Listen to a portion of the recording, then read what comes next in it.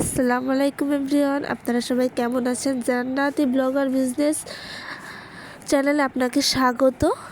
আজকে একটি নতুন ভিডিও নিয়ে আপনাদের সামনে চলে এসেছি। আমার এই ভিডিওতে আপনারা দেখতে পাবেন আমি সারা দিন কি করলাম। আজকে তাহলে চলুন দেখে নিই। এই যে দেখুন কতগুলো টুকরোর কাপড়, এগুলো সব ঈদে আম্মু টেইলারিং কাজ করছে, তার জন্য এগুলো জমা হয়েছে। এগুলো বাছাই করতে হবে। এগুলো আমরা যখন টেইলারিং কাজ করি তখন এগুলো রেখে দিই, যখন জামাটা বানানো হয়ে যায় তখন এই কাপড়গুলো বেছে বড়গুলো রেখে ছোটোগুলো ফেলে দিই। তো এখন সেম কাজটা করব। যখন জামাটা তৈরি করা হয়ে যায় তখনই আমরা ফেলি, কারণ হচ্ছে জামায় যদি কোনো ভুল ত্রুটি হয় তখন কাপড়টা দিয়ে ঠিক করা যাবে। আর হ্যাঁ, আমরা বড় কাপড়গুলো রেখে দিই ছোট বাচ্চাদের প্যান্ট বা নিমা ফ্রক এগুলো বানানোর জন্য। আর এদিকে আমার আম্মু মেক্সি বানাচ্ছে, অর্ডারি মেক্সি, দুইজনে দিয়ে গেছে, খুবই এমার্জেন্সি দিতে হবে তার জন্য। আর আমি এদিকে এখন এগুলো বেছে নিব। বড্ড জমে গেছে। আর হ্যাঁ, ঘরের ভিতরে যদি অগোছালো ভালো লাগে না আমার কাছে, যত হালকা থাকা যায় ততই ভালো। এই ব্যাগ, এবার সালা, এগুলো সব এর ভিতর ছিল। তো এই দেখুন কত একটা কালো টুকরো, এগুলো হচ্ছে বড় ফ্রক বানানোর কাজে লাগবে। আর হ্যাঁ, এই টুকরোগুলো দিয়ে কিন্তু অনেক কিছু মেক করা যায়, যেমন ধরেন বালিশের কভার, বিছানার চাদর, ঘটি, প্যান্ট, বাচ্চাদের বিভিন্ন সুন্দর সুন্দর জামা বানানো যায়। কিন্তু আমি মেশিন ফাঁকা পাই না দেখে আমি বসতে পারি না, তোর জন্য রেখে দিচ্ছি, যদি কখনো বসার সময় পাই তখন বানিয়ে নিব। আর এগুলো বানিয়ে কিন্তু সেলও করা যায়। অনেক বাচ্চারা কিন্তু গজ কাপড়ের জামা কাপড় পছন্দ করে। তো ফাইনালি আমার কাপড় বাছা শেষ। এখানে বড় কাপড়গুলো রেখেছি আর মাঝারি কাপড়গুলো রেখেছি, কারণ বালিশের কভার তৈরি করা যাবে, ঘটি প্যান্ট তৈরি করা যাবে। আর হচ্ছে এটা এখন রেখে দেব, সময় পেলে কোনো এক সময় বানিয়ে নেব। তারপরও কিন্তু কমে নাই, পুরো 1 গ্রাম ছিল, তারপরও এখন এক এক বিঘা খালি শুধু কমছে। আর ওখানে 1 ব্যাগ রেখেছি, এগুলো ফেলিয়ে দিতে হবে। আর এগুলো দিয়ে এখন প্যান বানাবো। তো দেখছি যে কোনটা দিয়ে কি বানানো যায়, তো এতগুলো তো দেখা সম্ভব না, তা রেখে দেবো এখন। আর এখানে যে শপিং ব্যাগে যেগুলো দেখছেন এগুলো সব ফেলে দিব। এগুলো পুরনো কাপড় দিয়ে হাঁড়ি পাতিলও রাখা যায়, বাট এগুলো রাখবো না, আমরা কাউকে দিয়ে দিই।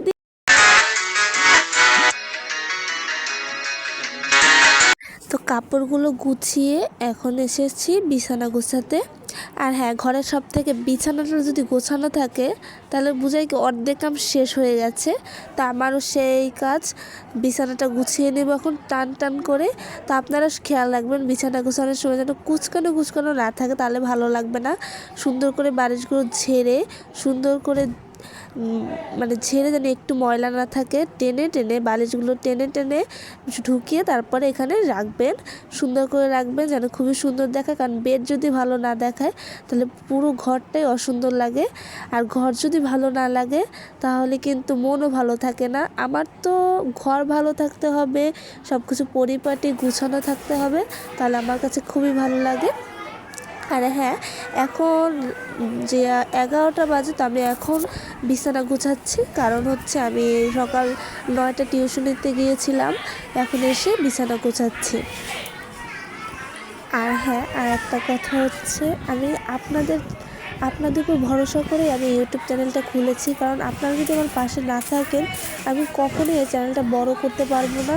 আমাকে আপনারা সাহস যোগাবেন এবং আমাকে যে উৎসাহ দিবেন যে আপু এই ভিডিওটা করেন, ওই ভিডিওটা করেন, বা এই ভিডিওটা ভালো হচ্ছে না এভাবে করেন। আপনারা অবশ্যই আমাকে কমেন্টের মাধ্যমে জানাবেন, কারণ আমার ভুল ত্রুটি হতে। এদিকে আমি জামা কাপড় ভাঁজ করছি, আর এদিকে আম্মুর মেক্সি বানানো হয়ে গেছে। আপনারা কি মেক্সি কাটিং দেখতে চান? অবশ্যই কমেন্ট করে জানাবেন, তাহলে অবশ্যই মেক্সি কাটিং দেখানো হবে আমার ইউটিউব চ্যানেলে। এই যে গলার কাজ, কাটিং এবং সেলাই দেখতে চাইলে আমার ইউটিউব চ্যানেলে ইনবক্স করবেন, অবশ্যই আপনাদেরকে দেখানো হবে। এদিকে আমি ভাঁজ করছি জামা কাপড়। বিছানা গোছানো কমপ্লিট।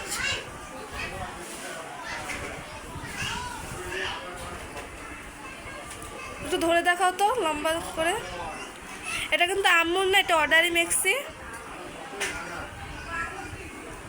এই যে কাপড়টা খুবই সুন্দর। এটা কিন্তু আমাদের কাছ থেকে নিয়েছে, আমরা কিন্তু কাপড় বিক্রি করি এখানে, গজ কাপড় সব বিক্রি করা শেষ, এখন খালি এই করে 3 পিস আছে।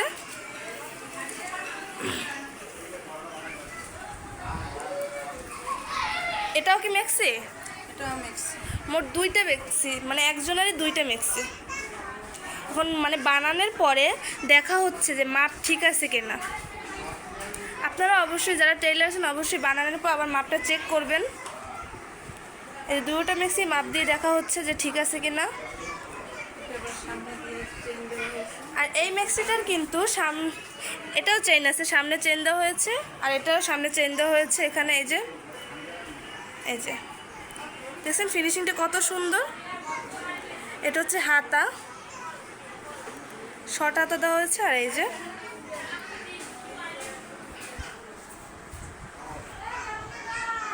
জামা কাপড় ভাঁজ করা কমপ্লিট, প্রত্যেকটা জামা কাপড় ভাঁজ করা কমপ্লিট।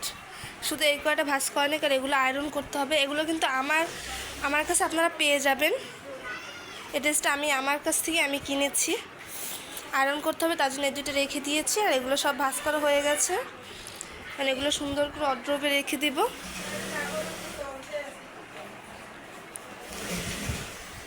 আর হ্যাঁ, আপনারা যদি অড্রপটা সুন্দর করে রাখতে চান তাহলে অবশ্যই জামা কাপড়গুলো সুন্দর করে ভাঁজ করবেন। আর এলোমেলো ড্রেসিং টেবিল গুছাতে হবে, এটা গুছাতে হবে, এটা গুছাতে হবে, ফ্রিজ মুছতে হবে, ভিতরে মুছতে হবে। মানে প্রত্যেক দিন যদি একটু একটু করে মুছেন তাহলে কিন্তু মানে ডিপ ক্লিন করতে হয় না, কারণ ময়লা পড়ে না। আর ডিপ ক্লিন করা কিন্তু খুবই কষ্টকর। এখন এগুলো সব গুছাতে হবে, এগুলো রাখতে হবে। তাহলে পুরো ভিডিও আমার সাথেই থাকবেন। বোম্বাই মরিচ আনা হয়েছে, যা আমাদের না হলে চলেই না। বোম্বাই মরিচ আমাদের খুবই প্রয়োজন, মানে আমাদের ঘরে সবাই বোম্বাই মরিচ পছন্দ করে, খুবই পছন্দ করে। আর সেটা যদি ঝাল না হয় তাহলে তো ভালো লাগে না। শুকনো যদি বোম্বাই মরিচ না থাকে তাহলে শুকনো মরিচ আমরা ভেজে নিই, কিন্তু বোম্বাই মরিচটা মাস্ট লাগবেই। এই যে এখানে 30 টাকার মরিচ, এগুলো এখন এখানে রেখে দেব।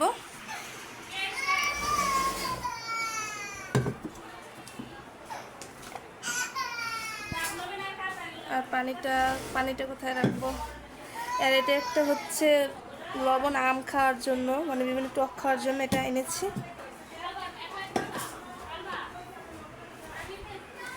এটা কোথায় থাকবে? এটা ধরছে না, এটা এখানে রেখে দিতে হবে।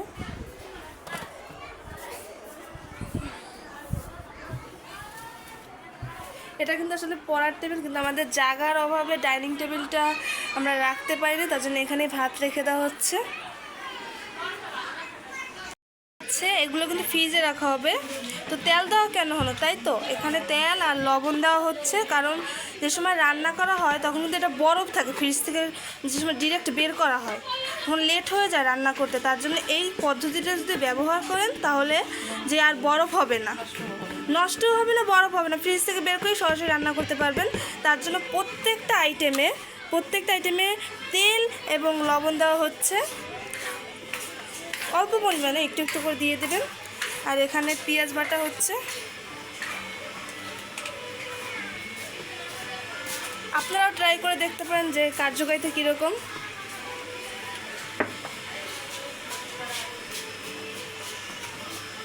দুপুর 3টা বাজে, এখন গোসল করে এসেছে, এখন ভাত খাবো।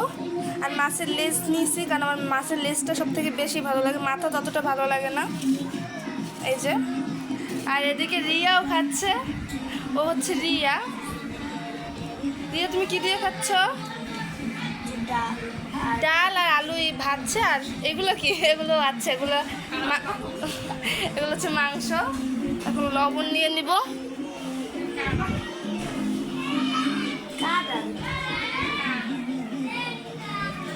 তো খাওয়ার পরে আবার দেখা হচ্ছে।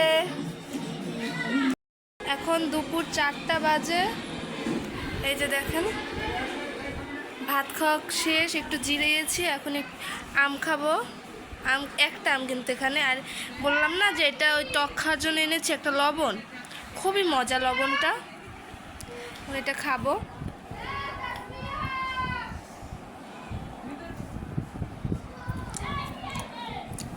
মজা, অনেক মজা। এটা থেকে এটা দিয়ে বেশি মজা। আর আমার এমন আম অনেক পছন্দ। এটা কিন্তু বিট লবণ, মৌরি, তারপর বিভিন্ন উপকরণ দিয়ে বানানো হয়েছে দেখেন, তার জন্য বেশি মজা লাগছে।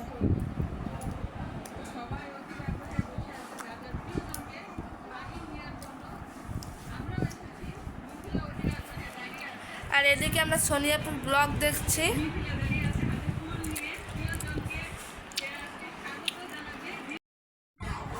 আজ এই পর্যন্তই। আমার পুরো ভিডিও দেখে আপনাদের কেমন লাগলো অবশ্যই কমেন্ট বক্সে আমাকে জানাবেন। আর হ্যাঁ, আপনারা কীরকম ভিডিও চাচ্ছেন আমাকে এটাও জানিয়ে দেবেন।